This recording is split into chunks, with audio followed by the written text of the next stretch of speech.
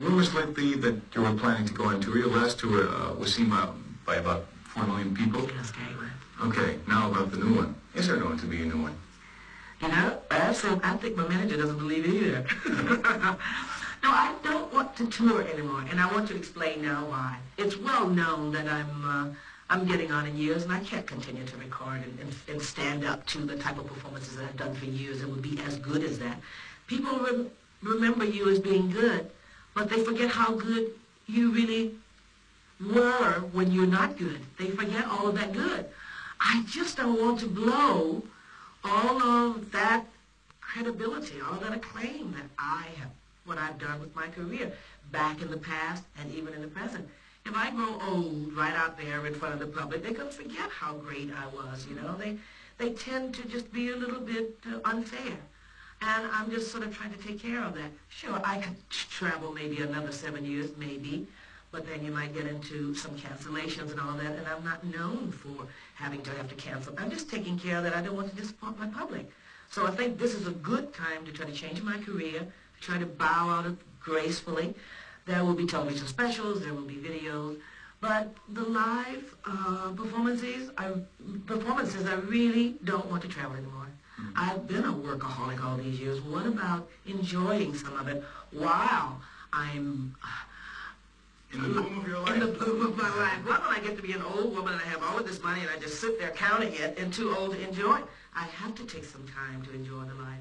There is no time if you travel, because once you finish an album, the next thing is photographs, the next thing is videos, and then you start production for traveling musicians and all, and it just doesn't stop. It eats up your life, you know. And for instance, in 10 years, will you still be recording?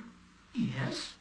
Ella Fitzgerald is still doing it. I mean, all of the old troopers, I can stand there and sing. I can't run around and do all that dancing.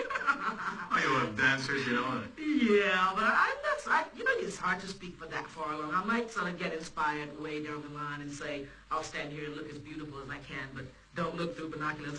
There's a book I read, I just read back on it. Someone was looking at binoculars. She said, don't spoil the illusion. I mean, you get to that stage where people still remember you and they sort of, you know, look past the fact that you're getting on, you know. So I just don't sort of want to spoil the illusion, but like the first 10 rows? That's right. Okay, about the new album. So the new album is not going to kick the habit and just quit in music? No, of course not. I really would like for the press to get an understanding about this. I've made it as clear as I possibly could. I am not stopped recording. I will not stop recording ever. This is my work. I will continue to give the people the music. And I continue to give people good music. Actually, this album, I tried to be very considerate of. Actually, it wasn't criticism. It's just some people said, I would still like to hear you sing some R&B and some of the stuff that we know you for, you know. So in this album, I'm giving everybody a little bit of what they really want from me. It's a very good album. I'm really very excited about it. Okay, tell me, everything was recorded in New York, at least parts of it?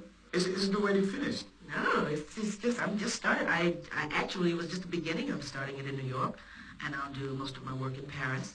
And I don't want to let the cat out of the box until the album is finished, and then we will announce all of the people that's working with me. And I tell you, it's not like before where everyone said, oh, she's gotten all the great guys as musicians. Yeah, there are a lot of great musicians this time, but there are some special little highlights there that the people are going to love. Tonight is in Holland right now #1, the most popular, most requested song. My Veronica colleagues have been nagging the record company for quite a while just to release it.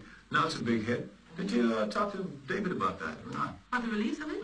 And it being a #1 hit now? No, actually, David and I haven't spoken yet. I think he's recording his next album. I'm sure he's excited about it, though. I mean, it's that was another very good song. And I tell you, the highlight of us recording that was when he performed with me. It was an '85 tour live, Private Dancer. And so if you could sort of do a little video every now and then of that would spark it for the people. It was a magic moment. I mean, he actually did it just like I asked him to do. I wanted him in white, and I wanted him to come from the top.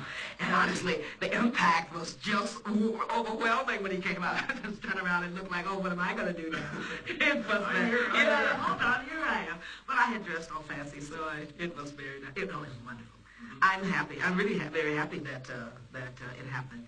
I wish it could just sort of start spreading because it was that good. Well, they're planning to release it all over Europe, Oh, good. so Yeah. it'll work out fine, I guess. Yeah. Okay.